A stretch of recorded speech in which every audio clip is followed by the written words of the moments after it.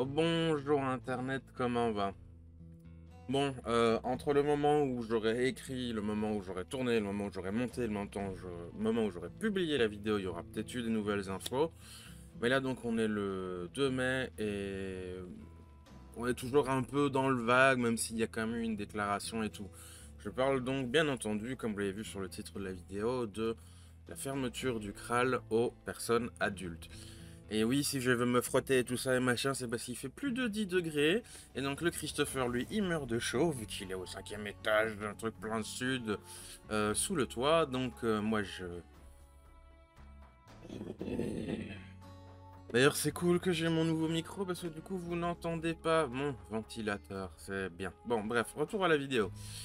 Pour la plupart des personnes autistes en Belgique, la news a déjà fait du bruit pour les autres, on va mettre les pieds dans le plat directement. Le CRAL ne prendra plus en charge les personnes adultes. Et donc avec cette news, c'est synonyme probablement, voire même assurément, de beaucoup d'espoir et de vies brisées. Yay! La liste d'attente, ne serait-ce que pour le diagnostic au CRAL, dans cette structure, donc le Centre ressources autistes de Liège, était tel que bah, y avait plusieurs années d'attente pour avoir une place et on n'était pas sûr d'être pris, on n'était pas sûr que voilà, on tomberait peut-être sur quelqu'un qui nous convient et compagnie, parce que ça fait partie des joies du processus du diagnostic. Et il est toujours bon de rappeler que dans une situation pareille, qui est sanitaire, médicale, catastrophique et tout, manifestement, on s'en bat le steak. Du coup, je voulais faire cette vidéo non seulement pour couvrir le sujet, parce que bah, c'est une décision importante, mais aussi rappeler un truc dont je parle déjà pas mal, mais qu'il faut toujours rappeler. L'autisme, c'est galère à vivre, et aussi c'est compliqué d'avoir un suivi digne de ce nom avec des professionnels compétents, et j'en passe des meilleurs. J'en suis moi-même un bon exemple, car j'ai été diagnostiqué au CRAL, par notamment Monsieur Diduca, mais il y avait plein d'autres personnes dans l'équipe. Sans eux, Dieu sait ce que j'aurais pu devenir. Mais au-delà de la question de l'autisme, il faut parler de ce beau pays qui est la Belgique. Pourquoi le monde de l'autisme considère que la Belgique est un endroit meilleur? Car, s'il vous plaît, amis français, arrêtez de dire ça. Non, non, c'est faux, c'est juste faux. Il n'y a rien en Belgique pour les personnes autistes. Enfin, il n'y a rien qui me donne. Ah oui, ok, ça c'est quand même vachement mieux en Belgique qu'en France. Non, c'est. Il y a des trucs mieux en France, il y a des trucs mieux en Belgique. Pour les enfants, peut-être c'est meilleur. Et encore, je vois pas mal de trucs qui existent aussi en France pour les enfants autistes. Donc, je sais pas d'où est venue cette légende. Je sais pas comment elle a pris racine. Je sais pas. Comment quoi qu'est-ce, mais on n'a rien de mieux que la France pour l'autisme. Rien. Cette décision le prouve encore, et c'est du surréalisme à la belge, comme toujours. Le Canada, les pays scandinaves, même les États-Unis ou la Grande-Bretagne, oui, probablement, voire même certainement pour certains, mais la Belgique, non, non. Il n'y aura rien pour vous en Belgique de spécialement meilleur, je pense. Je veux dire, si c'est le cas, c'est probablement que ça doit être très spécifique et unique à une situation particulière ou des trucs vraiment un peu niche. Par exemple, les personnes qui sont frontalières, qui auront à gagner à mettre leur enfant dans un centre belge, genre peut-être que le prix est moins cher, peut-être qu'il y aura des retours sur des taxes ou j'en sais rien, ou alors que dans leur région il n'y a pas de centre pour des gamins autistes. Et du coup, celui en Belgique, bah, c'est le seul qu'ils ont et ils sont frontaliers, donc ils font quand même. Ou alors, il y en a un dans leur région, mais il est très éloigné et c'est pas facile d'avoir une place et tout, donc ils sont obligés d'aller. Enfin voilà, il y a des choses comme ça qui arrivent. J'ai déjà vu des reportages et ils disaient, ah bah si, nous, heureusement qu'il y a des trucs en Belgique. Mais honnêtement, c'est tellement rare, tellement spécifique, tellement voilà, si vous avez d'autres exemples, vous, pour dire non, non, c'est vachement mieux en Belgique, Chris, tu te rends pas compte? Dites-le moi en commentaire. Je veux apprendre, je veux comprendre. Donc, vraiment, allez-y. Moi, de ce que je vois, non. La Belgique, si t'es autiste, c'est un désert, et plus particulièrement si tu es donc putain de chaleur et de nez qui gratte. Donc la Belgique, si t'es autiste, c'est un désert, et plus particulièrement si tu es adulte. J'ai déjà sorti plein d'exemples dans mes vidéos à ce sujet, comme par exemple les cafés Asperger. Il n'y en a pas ici. Enfin, Il y en a un, il vivote, et je suis d'ailleurs ami avec l'organisatrice Fukuaya. Mais voilà, il y en a un demi. Si vous faites une recherche café Asperger France ou des cafés rencontres, je sais plus quel est le nom exact du truc. euh, voilà, vous en trouverez en France, vous en trouverez plein, vous en trouverez genre 5 par région. La plupart des sites qui parlent de l'autisme sur internet, des forums de rencontres et des choses comme ça. Quand j'y rencontre, c'est pas rencontre amoureux, c'est rencontre pour des personnes qui ont des spécificités neurologiques et compagnie. C'est tout la France, c'est toujours la France, c'est jamais la Belgique. Donc, non, rien, arrêtez. Si vous êtes autiste et que vous avez passé genre 15 ans, vous devenez invisible. Et je pense que ça, c'est autant valable pour la Belgique que la France. Je dirais même peut-être qu'en France, c'est un chouïa mieux. Mais oui, il y a ce phénomène-là aussi. Donc voilà, du fait que vous dépassez un certain âge, donc vous devenez invisible. C'est genre X-Men, tu vois. Tu développes une espèce de mutation à l'intérieur et pouf, tu disparais de la réalité. Tu vas dans un autre monde, une autre dimension. Et c'est pas la même chose que le monde réel. Il y aura rien pour toi et tout. Et ça m'enrage. Ça m'enrage. Je fais des blagues, je rigole et tout, mais en fait j'ai envie de hurler. J'ai envie de hurler. Parce que putain, c'est révoltant.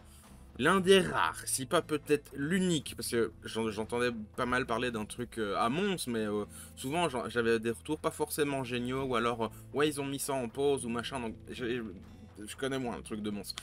Mais voilà, donc il y avait celui de Liège, et c'est à peu près tout. Euh, donc voilà le seul qui avait, en tout cas, qui était connu, reconnu, qui avait plein de retours de plein de gens qui disaient oui, il est bien, moi j'ai été là-bas, ça s'est bien passé et tout. On m'a offert un suivi, on a de l'aide, j'ai eu des remboursements, des choses comme ça, etc. Donc le seul qui était bien, qui faisait des trucs bien, et c'était pas uniquement pour les personnes, je veux dire, ça pouvait offrir le suivi, comme je disais, sur le long terme, ça offrait aussi des conseils, des ressources, des espèces de trucs et astuces, ça connectait les gens, des professions, des choses comme ça. Eh ben non, c'est fini. Voilà, maintenant c'est les petits enfants. Qui a pris cette putain de décision? Qui a dit c'est une bonne idée? Voilà. S'ils ont seulement consulté le Kral et leurs employés, leur équipe, genre faire une espèce de réunion, quelque chose comme ça. Parce que moi j'ai eu mon rendez-vous, genre il y a moins d'une semaine, avec donc mon psychologue, monsieur Diduca, c'est lui qui a fait le suivi et c'est lui qui était, on va pas dire le référent, mais c'est l'expression, enfin c'était celui que je voyais le plus dans l'équipe. Autant courant le diagnostic qu'après. Et voilà, c'était lui la personne fixe avec laquelle je discutais le plus. Bref, vous m'avez compris. Donc je l'avais en rendez-vous depuis mon diagnostic, donc genre 2016. Non, le premier rendez-vous c'était fin 2015. Mais bon, soit. Et il l'a annoncé ici, quand je lui ai demandé un rendez-vous, en disant bon ben je peux plus. Ah bon? Quoi? Qu'est-ce? Comment? Et donc voilà, il m'a expliqué et je sentais dans sa voix qu'il était un petit peu dépité. Je veux dire, au bout d'un moment, on se connaissait un petit peu, lui il pouvait anticiper des trucs que je pouvais dire ou mes réactions, et moi je pouvais anticiper les siennes, je pouvais des fois dire ok, si je parle de ça, en plus il me connaît et tout, il va capter, il va dire oui c'est ça, et je dis oui, mais bon, ok. Donc ça se développe, le rapport qu'on a avec les thérapeutes, et je voyais que c'était pas pareil que d'habitude. En tout cas, quand on a abordé cette question-là, quand il m'a dit qu'il pouvait plus faire de rendez-vous avec moi, il était genre sans voix, il était genre ouais, ouais. Il est le genre à prendre parfois le temps pour s'exprimer, mais pas comme ça. Pas comme ça. C'était différent. Il était genre un peu choqué, il était stupéfait, il savait pas quoi dire, il était un peu perdu. C'était pas pareil, il y avait autre chose. C'était pas du tout le monsieur Diduca que je connais de d'habitude. Et encore une fois, à force, on connaît même un petit peu, pas la personnalité du psy que tu as, mais voilà, il y a quelque chose qui se développe entre le patient et le professionnel. Et donc là, je voyais que ça l'affectait. Et donc probablement que ils ont peut-être même pas été consultés, j'en sais rien. Faudrait voir, mais ouais. En tout cas, c'est sûr que lui, il est probablement pas pour. S'il manquait de mots, il était genre là, la mine un peu déconfite et tout. Donc voilà, quels sont les grands génies et les énormes cerveaux intelligents qui pensent en 25 dimensions, qui se sont dit que c'était une bonne chose à faire? Franchement, qui? Je veux dire, est-ce que c'est genre une décision de business, genre ah, ça coûtait trop et machin, voilà. Est-ce que c'est... Ou alors c'est peut-être aussi une décision un peu bête et débile, mais qui part d'un truc vaguement logique, du genre, bon ben voilà, ça fait genre 20 ans qu'on est dans le métier, ou je sais pas combien d'années, les adultes maintenant il y en a de moins en moins, et donc à terme bah, on va forcément diagnostiquer les petits quand ils sont jeunes, donc du coup les adultes, pas besoin, même si c'est con et stupide, je peux comprendre la logique, encore une fois je suis pas du tout d'accord, hein, mais non, je veux dire, c'est complètement débile. Enfin, je manque de mots pour étaler suffisamment bien et correctement à quel point je trouve ça con.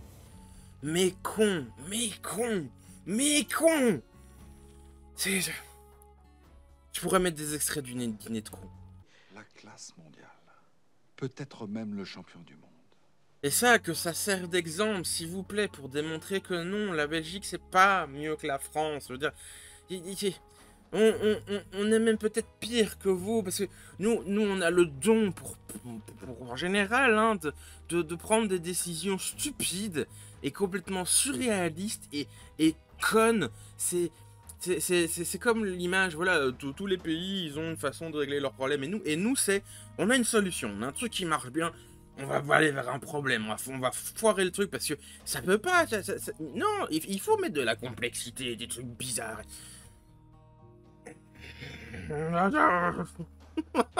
Putain.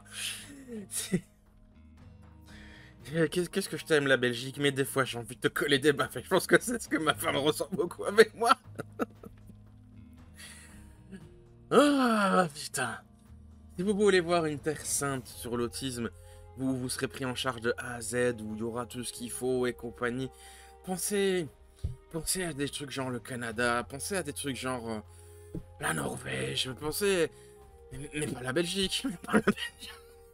Non, c'est très mauvais plan, je vous le déconseille. Oh putain, mais je rigole, mais c'est un... C'est nouveau pour moi, ce truc de rire des trucs débiles et énervants et enrageants. Normalement, moi, je prendrais ça très au sérieux, j'arriverais à prendre aucun recul. Mais oui, ça m'enrage. Bien sûr que j'ai envie de hurler, j'ai envie j'ai envie de pleurer, j'ai envie de faire plein de trucs, mais non, autant en rire, autant en rire, autant... Ça demande du talent, quand même. Oh, putain. Bon, je sais plus quoi dire, parce que ça me désole, mais... Voilà, fallait que je fasse cette vidéo sur cette actualité. Et voilà, si vous voulez aller signer la pétition, je la mettrai en image et tout, pourquoi pas, mais... Mon abruti. Prenez soin de vous, autant que faire se peut, au moins... Cette nouvelle démontre que la débrouillardise est une qualité plus qu'utile à posséder, notamment quand on est autiste, j'ai envie de dire... C'est plus parler. J'ai même envie de dire, surtout quand on est autiste, parce que c'est un peu une des rares choses sur lesquelles on peut s'appuyer, puisque les centres y ferment. Allez, au revoir Internet, gros bisous. Comme disait ma femme, hein, voyez, j'ai une photo d'elle. Abonnez-vous, likez, partagez, appuyez sur la cloche, puis mettez un commentaire aussi, hein. Et puis, excusez-moi, un petit détail, hein. J'ai un Ulule en cours aussi.